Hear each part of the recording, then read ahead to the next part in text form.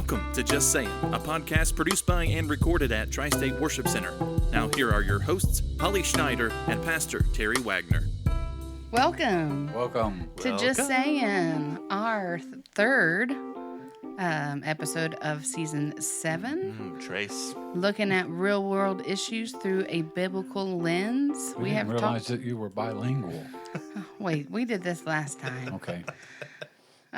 We've been talking about lots of fun things. Conspiracy theories. Political. Well, you talked about conspiracy theories. Yes. I think me and Tyler just listened. Voting. Voting. Little League football. Oh, wait, that was before we turned the was before we microphone. turned the Oh, mics boy, on. let's not get started. Contain. We talked about, what did we talk about last week? Timing. Hey, where you been? COVID. We talked about We COVID. did, yeah. Yes, post-pandemic The COVID church. You can't say last week. Oh, sorry. You just have to say like last episode. Last episode. Because we don't know when We it's. don't know when that's going to release. Sorry. Last episode we spoke of Last COVID. episode. Post-COVID. If you didn't hear it, go back and get it.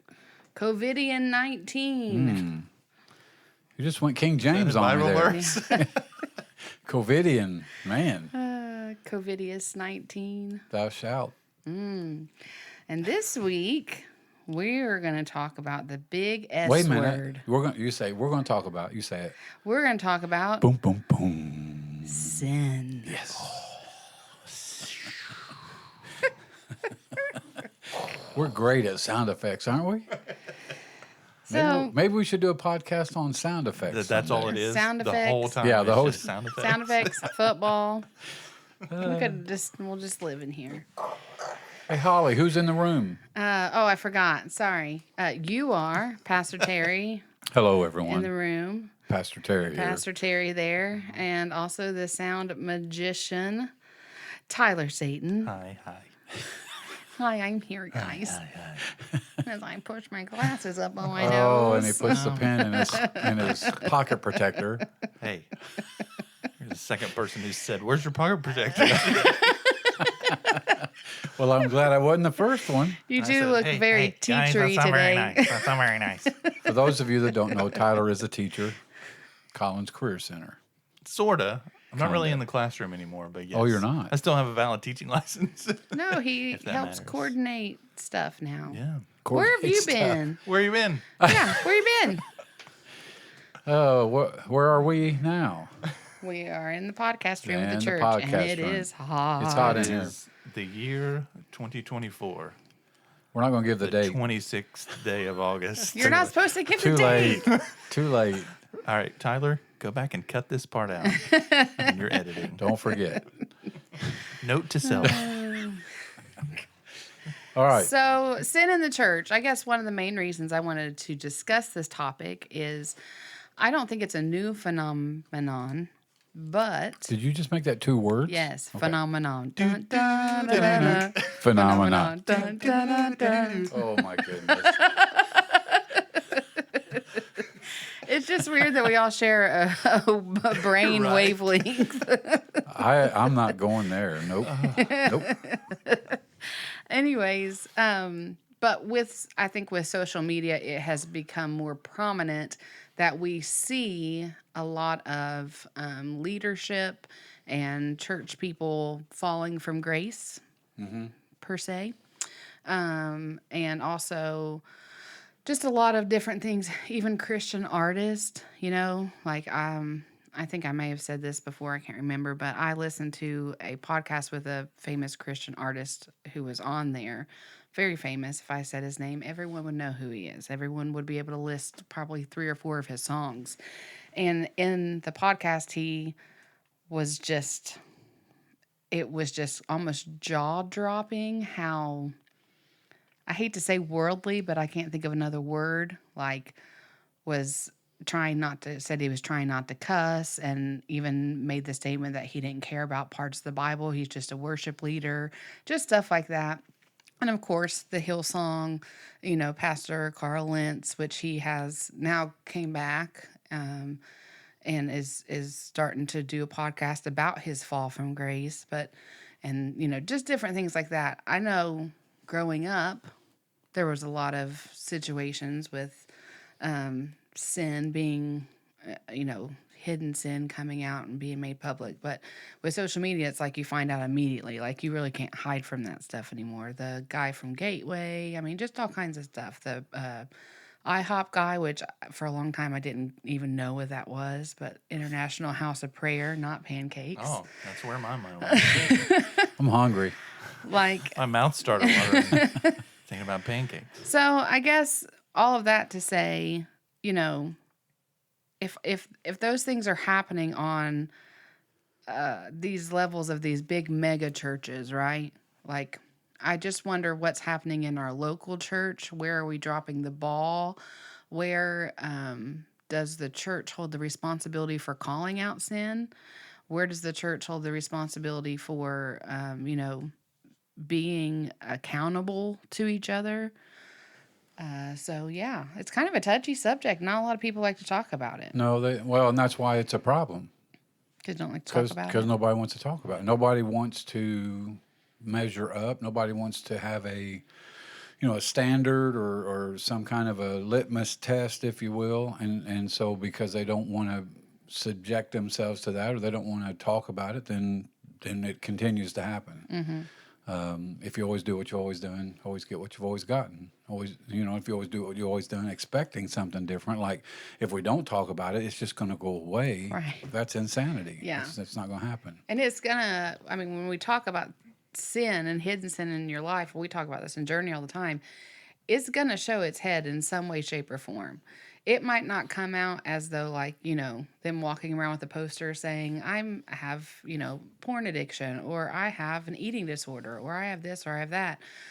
But it will come out in other ways. Like bitterness comes out in anger, and, fear comes out in anxiety, and different things like that. And so I think for people to even say hidden sin is almost misleading, because it's not really hidden, because it does find its way into other areas of your life. Yeah, eventually, you be sure your sin will find you out, and it may not come out like you said. It may not come out as the identified sin that you're participating in, but it's going to come out somehow. Yeah. So, what is the church's responsibility for sin and calling it out? Well, I think number one, you have to, and I don't like saying this, but I think probably the weakest part of the church is church discipline. We don't do it anymore. We just don't do it anymore. And for a lot of reasons. I mean, we have a culture and a society now that basically people say, you're not going to tell me what I'm doing is wrong. You can't tell me to quit doing this. Who are you, pastor? Judge not. Yeah. All those things. And well, I don't read it that way. Right. Kind of thing when it comes to some more secondary necessarily issues.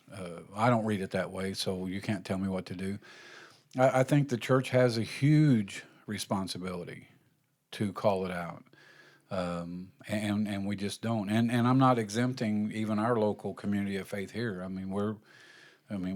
I think we have called it out on occasion, but I think there's probably a lot more of it that could be called out. And yes, we do have a responsibility. I mean, it's biblical. We're instructed, I don't know how many times throughout the Bible, and especially the New Testament, since we're talking about church, instructed to, call it out. Take somebody with you. If they refuse to listen, take it before the church, and the difficult part for me trying to find the balance and all that is at the end of that passage, it says, then you would treat them, one translation says, like a heathen or a tax collector. Well, what did Jesus do with heathens and tax collectors? He embraced them. He wanted them to change. He pulled them in. He loved them. And so I think we have an obligation to call it out, but I think it's in the mechanics of how we call it out. Mm-hmm. Because too many of us as believers, it's just black and white. There's no, it's just, and when I say black and white, I'm saying you have sin in your life, that's it, you're done, get away from us, get away from here, we don't want nothing to do with you. And I don't think that's how it should be handled. I think that we should be trying to rescue somebody. Absolutely. We should be trying to restore somebody. But in our humanity, and I'm not giving anybody an excuse or an out, but in our humanity, that's kind of what we do. Is we just, if I can, this is going way too far probably. If I can make you look bad, it makes me look better. So if you have sin in your life, I'm just going to shut you off, get you out, because then I'm protected now. Because I look like, oh, he called that out and separated that person from the flock, and look how spiritual you are. But I think the spiritual part of it is to restore a person, to try to find a way to reconcile, to try to find a way to get them back, and without the sin that was called out to start with. So that was a long way to answer your question. That yes, the church has a responsibility to do it. I don't think we do it because we have a culture that says you're not going to tell me what to do. We have a level of leadership that's afraid to do it. And again, I'm not exempting myself from any of these things I'm saying. I've dealt with all of them. But I think that the old saying that, the church was a fellowship in the first century, became a philosophy in Greek world, became an institution in the Rome world, but then became an enterprise in the West. I think there's a lot of truth to that. And even especially so in like the mega churches that depend on a huge funding to come in. There's things that get covered up on that level that, it's starting to come out now. Like you said, podcasts and social media and different things like that. The whole Mars Hill situation, and we could talk about a lot of those. But I don't like throwing rocks because I live in a glass house. But I think yes, the church has a responsibility to do it. Yes. So do you think you can cut all the rest of that out, Tyler? Just put the yes. Short answer, yes. Do you think, so you said that we live currently in a culture, society. Do you feel like it's always been that way at the church? When you were growing up, was it the same way? Was it different? No, man. I feel like it was different then. You had a whipping post? Well, they told us they had one. 9 We never really lashes. saw it, but we were told it's downstairs. No, I think it was. I just think there was a different perspective of church in the 50s and 60s, and even in the early 70s, and then that's when we kind of saw culture with the whole, drugs, rock and roll, sex, kind of question everything and do your own thing. You only go around once, grab all the gusto you can. But I think prior to that, and I think I said it on the last episode. See how I did that, Holly? Yes. On the last episode. I'm still learning. That, there was a time when the church was the center of life. Everything, it was the hub. Everything kind of grew from the church. Everything was downhill of the church, and that changed. And when that changed, I think that's when we started seeing. And I'm not saying there wasn't sin in the church before 1983 or whatever. There's always been sin in the church. There's people in the church. There's going to be sin in the church.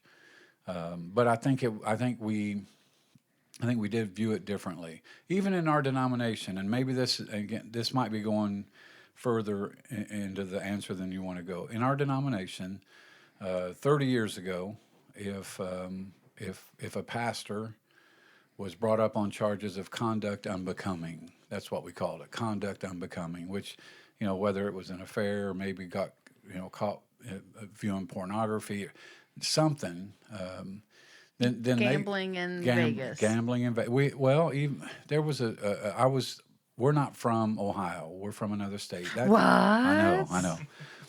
That state, at one time, there were 5 pastors at that state that were taking weekends every now and then and going to like Colorado and Las Vegas with wads of money and acting like they were gangsters, right?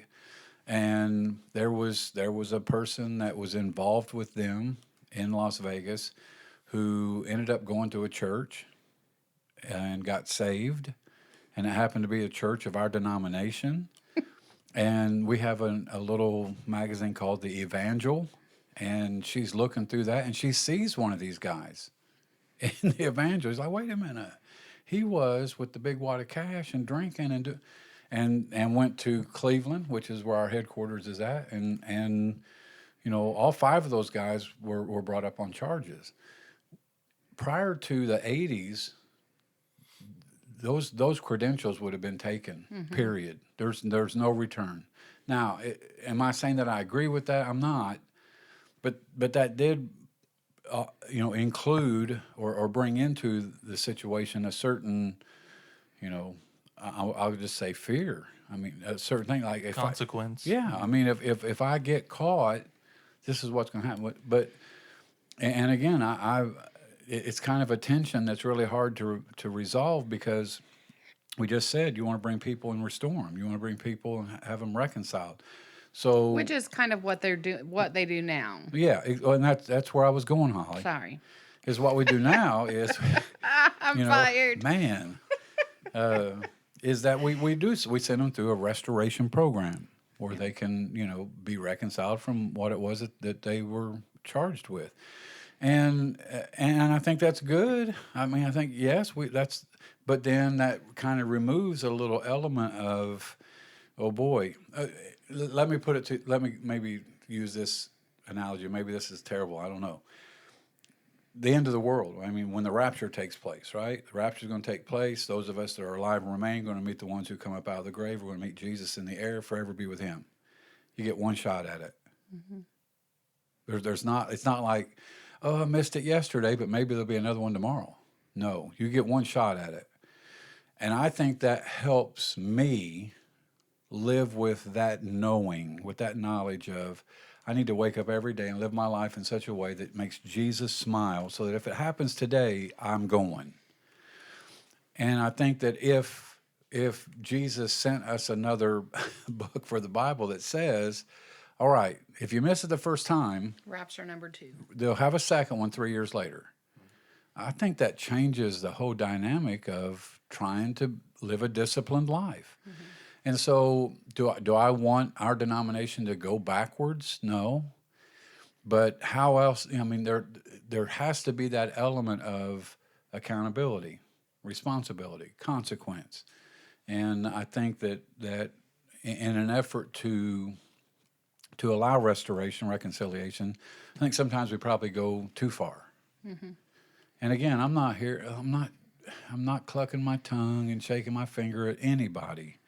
I'm just saying that there has to be that certain awe, the fear of the Lord, not the shaky, ooh, I'm scared, but awe that's mingled with love and respect. That fear of the Lord is the beginning of knowledge. And I think that that's what's been injured, is that fear of the Lord. And I think that leads to a very interesting discussion, and we don't have to necessarily get into it completely, but I'm going to stick my toe in there. I'm just going to give you a sample. The abuse of grace, Yeah. for people to say, yeah, I did this, but I asked for forgiveness, and then they expect to maintain the same level of leadership or teach classes or things like that. I was actually on the podcast I was listening to with that worship leader. He was talking about a prominent guy who fell from grace, and he was pretty much saying people just need to back off and leave him alone. And the person who was actually leading the podcast, she goes, well, there's consequences to sin. He has repented. The Lord forgave him, but there's still consequences for what he's done. And I think that's where we kind of get confused. Maybe Christians do, which they're just like, okay, God's forgiven me, so should you. Yes, we forgive you, but that doesn't necessarily mean that you get to go back to the stature of what you were in the church. Yeah. Because, I mean, the whole Judas 8-2 thing, yep, but you got to finish that story. Where did he end up? Right. Yeah. Yes, he ate too, but... And it even goes to, people that I've gotten into conversation with, well, Jesus ate with sinners. Oh, my goodness. And Jesus went to the sinner's house. And yes, of course he did. But he didn't go there to say, what you're doing's okay. Right. Don't worry about it. It's all good. He went there to try to change them. Yeah. What did he say to the woman caught in the act of adultery? I don't condemn you, but don't go and leave this life of sin. Don't sin no more. Do something different. Go and change. And I agree with you 100% that I think that I'll make this up right here. I think we've overgraced it. Yeah. Everything is covered. And if I do something that is sin, and I get called out on it, and I get caught on it, and I ask the Lord, forgive me for that, and yes, God forgives me. But if you don't allow me to continue in whatever role I was in, you're the bad person. Right. Yeah. And that's just crazy. Well, and the funny part is what you said there was, it's great. It's good. Grace covers it all. That's true. Yeah. But you have to go back to the God knows your heart, and He's going to know if it's genuine or not. I have a family member, and I won't say who, but he struggled with drinking alcohol, and at some point, the words out of his mouth were, "I just got tired of asking for forgiveness every day." Yeah. It's like I don't feel like it's genuine. You know what I mean?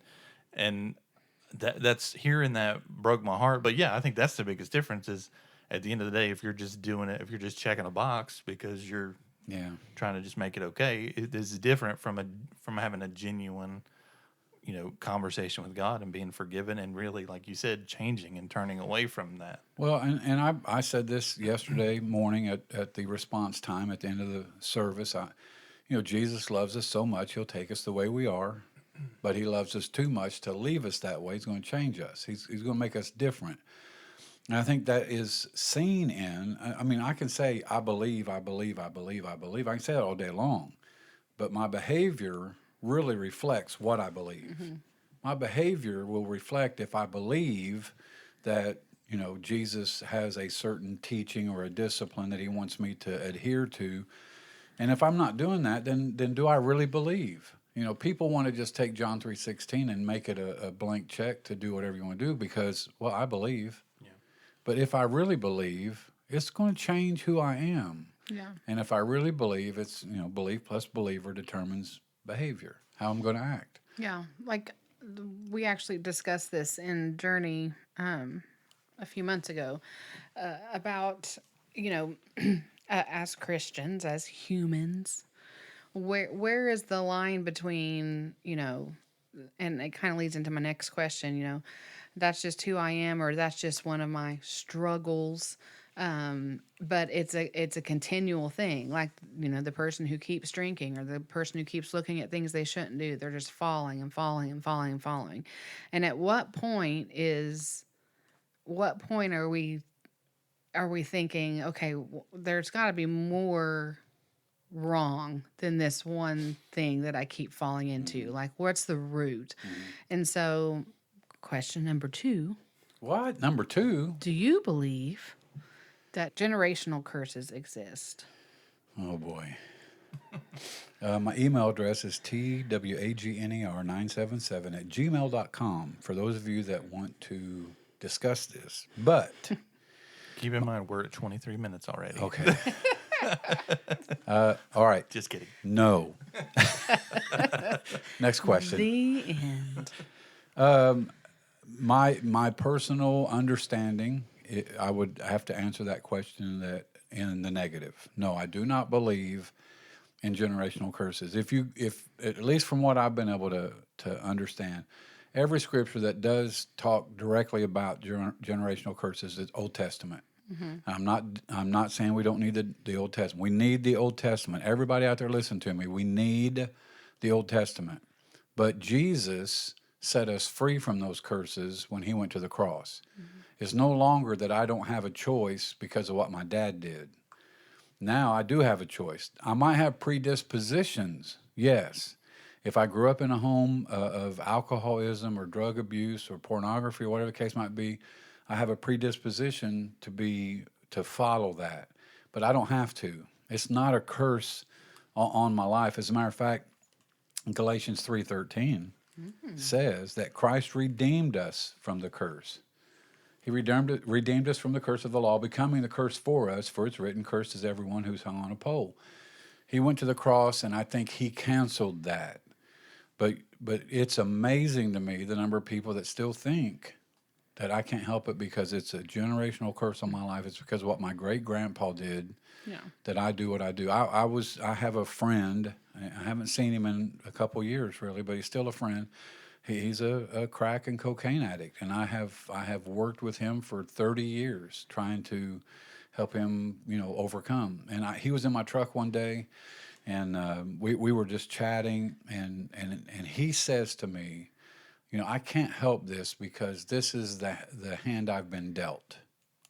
And then he proceeds to say, my dad died in prison, my mom's been in prison, my brother drowned, and it's believed it could have been alcohol related. Sisters and he says, I don't have a choice here. And I looked at him dead in the eye and almost wrecked my truck. Dead in the eye. Said the devil is a liar. That's why I said, you're a liar. Yeah. I said, you're a liar. I said, that you have bought into something that's not true. That is not true. You can step out of this. Like you were talking about your family member that was struggling. The Lord did not give us a spirit of fear, but of love and power and of a sound mind. The Greek word there for sound mind is where we get the word disciplined, a disciplined mind. It's not going to happen automatic. Before the podcast started recording, we were all over the football world, right? Yeah. And is football, it's about discipline. Mm-hmm. The defensive end who wants to be involved in every play, he has to He has a role. Right. He has to discipline himself to go in and contain. Mm-hmm. Well, I think that's being a believer. That's being a follower of Christ, that we have to discipline ourselves. But if I can find an excuse or a path of least resistance, that's what I'm taking. And I think generational curses may be a huge ingredient to a lot of believers living less than victorious lives, because they can grab a hold of that and say, no, in my own life, and I've said this from the pulpit, so I'm not saying anything I haven't said publicly, although this is publicly, right? It's true. We have more followers than Stephen Furtick. No, we got a better Oh, wait, rating. yeah, better rating. No, not more followers. followers. He's got more followers than we do. But my dad was, prior to his conversion, was a drunken womanizer. And I'm saying that because my dad was hit by a train when I was 3 years old. That changed the trajectory of his life and of our family. But the reason he got hit is because he was drunk and he had another woman in the car, not my mom. And how easy would it be for me then to say, can't help it. I'm just a drunken womanizer, because that's what my dad was. No. And did we have, people in our family? I have a brother. I know he doesn't care that Larry, my younger brother, he's a twin to Jerry, who comes to church here. He was a functional alcoholic for 35 years. And so, yeah, he had a predisposition to that probably because of my dad. But none of us were old enough to remember him being that way, because the train wreck happened when we were all very young, and it changed our lives. But the predisposition's there. And so I just think, and I know I'll get blowback on it, and that's okay. I just think that too often, instead of trying to find the path to discipline, we look for the path of least resistance. And we can find it in a lot of different doctrines and theologies that are being thrown around in the Christian world today, that, you just can't help it. That's just who you are. You were born that way. Your parents were that way. You came from a certain community that's the drug addiction or the poverty or whatever the case might be. That's just the way that area was, and you can't help it. That's where you're from. And I just totally disagree with that. Totally. Titus tells us that grace empowers us to resist sin. Absolutely. And that's something that, especially the past few years, has just been just living rent free in my brain. Ooh, Gen Z lingo. Yeah. Because we talk about grace for forgiveness, but we never talk about grace for empowerment. And we don't realize that when we have the Holy Spirit and we have salvation and we have Jesus, that we do have the power to say no to things, right? Yeah. We say no to things that, I don't know how to say it, but like things that, for instance, drinking doesn't entice me anymore. Right. It's easy for me to say no to that. So I have the ability to say no. So do I have the ability to say no to gossip, to bitterness, to, being angry, all those other things? Preach. Lord. Whatever. I'm much Let better. it go. Oh Let my it gosh. go.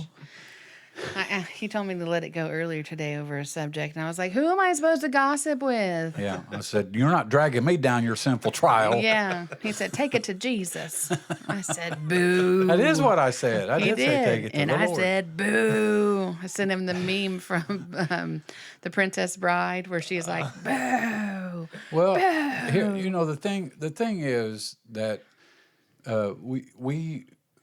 it begins everything in life. Every decision that we make, everything that we do begins with a thought.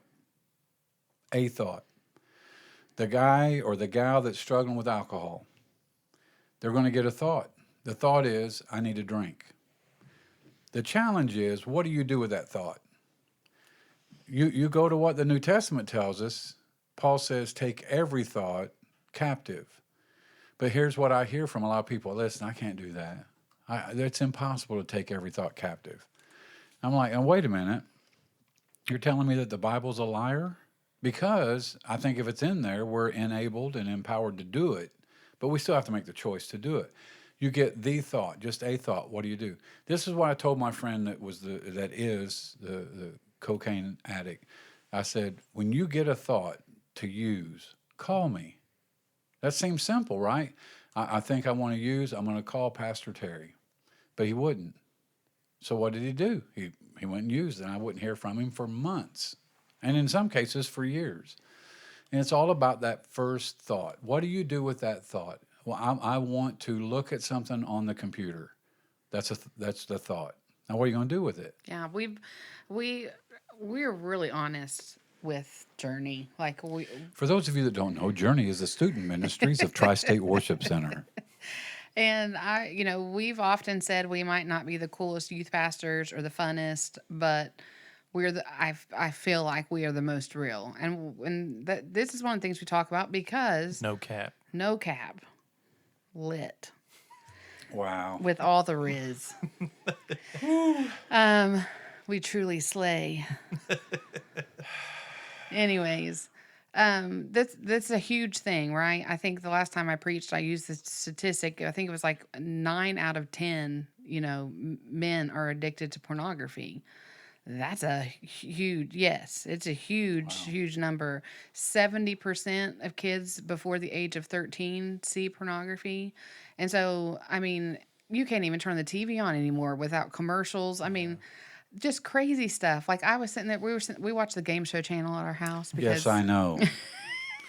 Does my son the bring it only- to you all the No, time? channel you without- remember after your surgery, Oh, you yeah. stayed at our house, and I walk in, I was like, what's on this? What's on the TV? It's probably the only channel without adult language. Right? Like, It's like the only safe channel. But then we're watching it, and it's a commercial about grooming, lady grooming, And I'm like, if I was sitting here with my grandma Jo, and this would have came on the television, she probably would have dropped dead right there. Yeah. Like just how desensitized we are. But we tell the guys and the girls. I mean, it's a problem on both sides. But set up boundaries. Mm-hmm. Don't take the phone to the bathroom with you. Mm-hmm. If you can't be alone with your phone in your bed at night, if your parents won't buy you an alarm, ask us. The church will buy you a digital alarm. Yes, we will. And We're going to get a flooded flood with of digital requests now. alarms. Can you get me one? And leave your phone not in your room. Like, you have to set up boundaries, because if you, tell your mom your password to your phone. Tell somebody your password to, and Ryan wouldn't care for me to tell you, I have his password to everything. Every email, for his computer at church, for his phone, for his Apple Watch. I have his password to anything. At any time, I can say, hand me your phone and look at it. Accountability, that matters. And here's what's crazy, though, is talking about generational curses. Parents don't want to talk to their kids about that stuff. Right. They Well- don't want to deal with it. They don't want to admit it. And so you have and I say this about guys just because that's just what I do anyways. But like you have a dad who's probably struggled with it his whole life, doesn't really know how to help his kids because he's never dealt with it.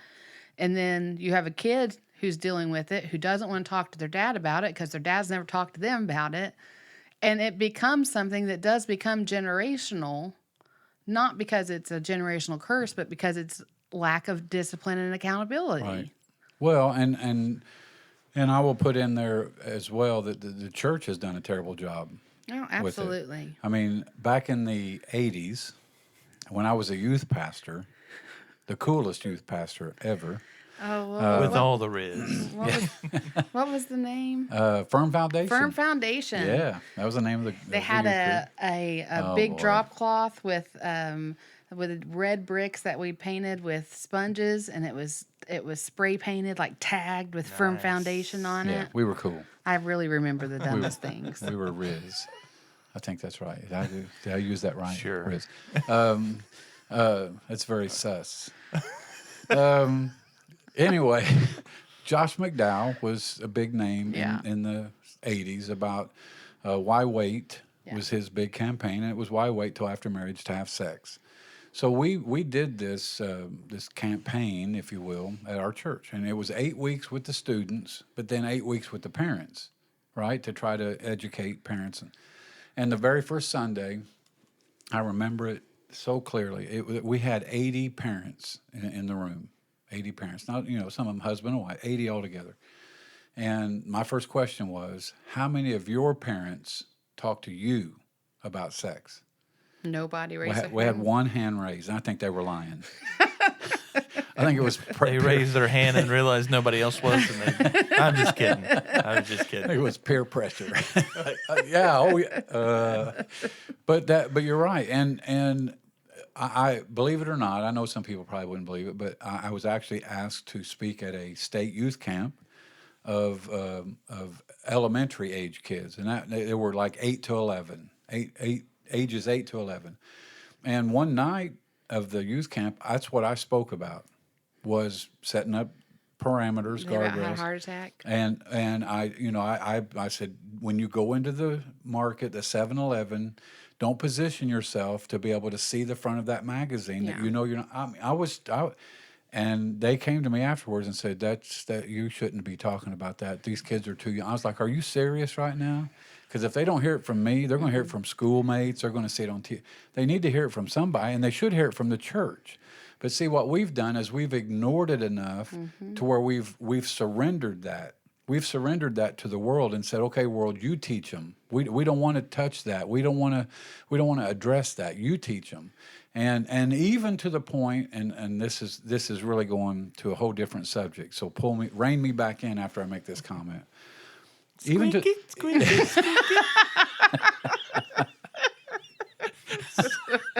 I'm sorry.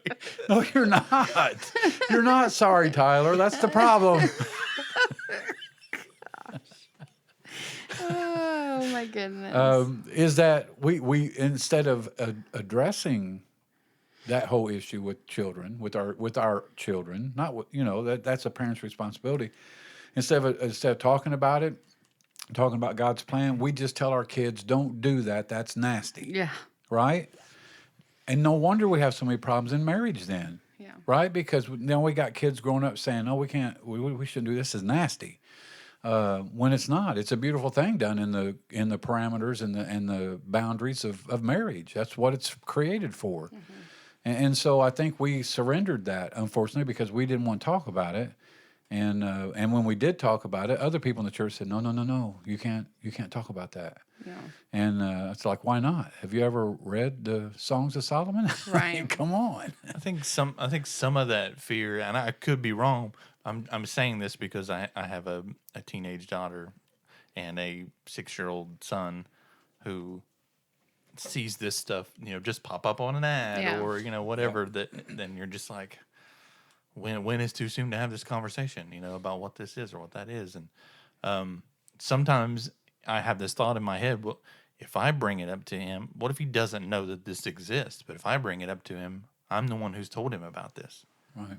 But then I have that counter thought of he's going to find out eventually Absolutely. anyway. If you don't, So somebody will. yeah, It's why going not whether go it's ahead and- whether it's through the media, whether it's through TV, like you said, whether it's the device they're holding in their hand. Somebody at school. Yeah, I mean, Sinbad the comedian talked about kids that were discovering this at young ages, and like he said, I remember my buddy when he was 9 years old. He run up, he's like, "Hey, I just saw somebody having sex." And he's like, "Where?" He's over there by the car, and they didn't know what they were talking about. They were just saying words that they'd heard everybody else say, and that's what's going to happen. Is it happened in the 70s when I was growing up, 60s when I was growing up, and it's happening today. The church really does need to be more involved in that. And it's unfortunate that it has become taboo for the church to talk about it. Parents get upset if you talk about it with their children, and normally it's because they recognize it's their job to do, but they don't know how to do. They don't know how because they didn't go through it. Right. And the last thing any parent wants to admit is that they don't know how. Right? Yeah, to raise raise their their kid. kids. Yeah. Yeah. And it's Wait a minute, you didn't reel me back in after I made that. Oh, in. sorry. Squeaky, Thank squeaky, you, thank squeaky. you. Please refer to the Easter sermon of 2014. I think you're right on that. Oh, believe me, I know. how much time do we have? We have about 5 minutes, Okay. Holly. So my last question that I will ask, I'm trying to decide between these last two. What do you think? And I guess it kind of goes with what we were already talking about. But if I'm correct, which I think I am, Of course you do. addiction, drug addiction, alcoholism is now labeled a disease and a mental illness. What are your thoughts on that? Well, it's a really tough one because I don't think it starts out as mental illness. I don't think that it starts. I think it starts with a bad decision, and the tension happens when you apply mental illness to addiction. The general population thinks then, okay, well now they have an excuse because Right. now we've labeled it a disease or an addiction. And you brought up Mamaw Joe a while ago. I'll try to tell this story kind of quick, but you know me, I can't do it very quick. Vicky's mom, her name was Jonelle, an absolute angel, a saint. That probably, Dorothy Mantooth was a saint. probably. See, I don't get that one. Leave the mothers out of this. Sorry. Let's see. Train of thought. Come back to the station. Thank you. Vicky's mom had cancer. Fought it for a while, but eventually it came back with a vengeance. And she had decided to stop all treatment. She was going to leave it in the Lord's hands, and she wanted to go home. So me and Vicky would go up there a lot. And when it was coming towards the end, I'm sitting in the room where she was at in a hospital bed, and she's not really conscious. She doesn't really. I think she had already begun the dying process. And my friend, the cocaine addict, he calls me. So I am, where are you at? And I was like, I'm in Indianapolis. And I began to share with him what's going on. Vicky's mom, cancer. And I said, man, I hate this. This is awful. It's very painful to watch somebody. And he responded by saying, yeah, I know what you mean. And he was trying to compare his addiction to my mother-in-law dying with cancer. And I said, stop right there. I said, and I did get kind of upset about it. I was like, you chose yours. She didn't.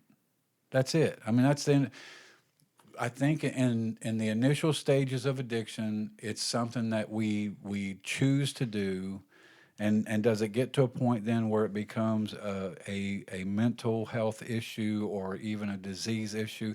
I think it does, but I don't think that gives a person an excuse. I still think that through spiritual counseling and prayer and redirecting their life, the thing I told this person so many times, listen, it's about the people and the places that you hang around. The very moment you get that first thought, call me. I'll come and get you. We'll get coffee. We'll do something. We'll go play golf. We'll do something.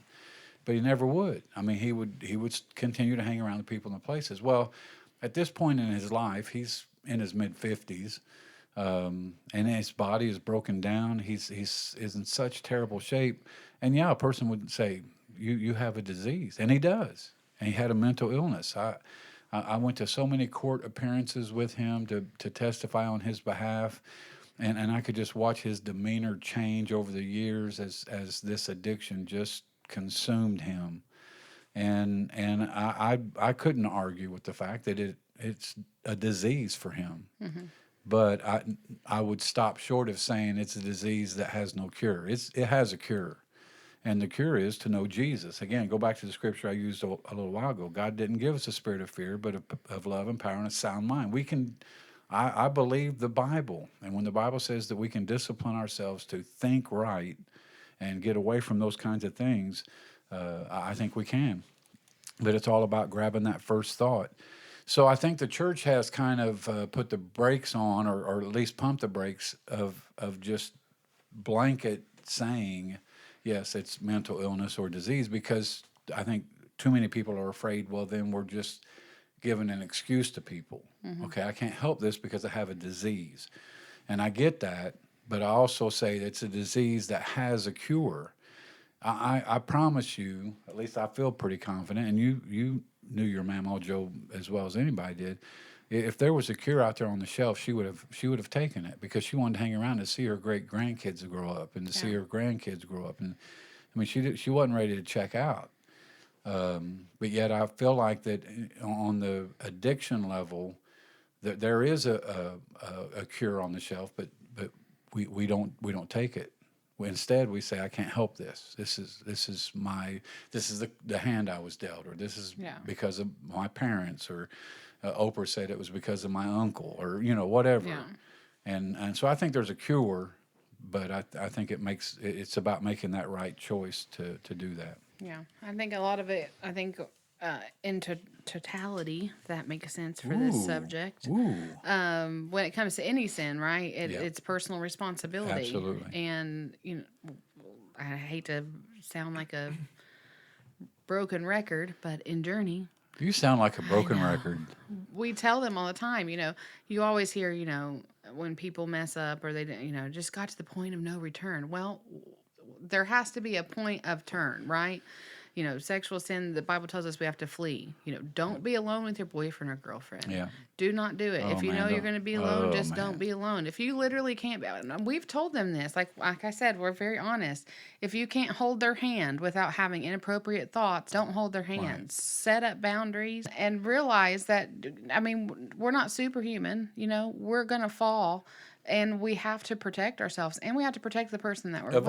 Of all the sin we're told to fight, that's the one we're told to run away from. Absolutely. Flee fornication, because you can't fight that one. You have to set up the boundaries. You got to set up the guardrails to make sure it doesn't happen. And to kind of bring it all to an end, if you want to close it out, 1 Corinthians 10:13, no temptation has overtaken you that is not common to man. Everybody has them. Right. But God is faithful, and he will not let you be tempted beyond your ability, but with the temptation, he will also provide the way of escape. Mm-hmm. That's the issue, is taking the way of escape. Yeah. If you're out on a date, Holly was not allowed to date till she was 16. And her first date was with me, because I wanted to take her out and show her how she's supposed to be treated. And I told her, if you're out with somebody and they don't treat you right, you call me and I'm coming to get you, right? I'm providing for you a way of escape if they're not going to treat you right. But even in doing that, she has to pick the phone up and say, hey, they're not treating me right, come and get me. So, and it's the same way with all temptation. God has provided a way of escape, but we have to recognize it and then take it. But too often, I think we give in, like you said, we give in and say, well, I couldn't help it. I went too far, and I just, it's beyond the point of return. Beyond the point of return.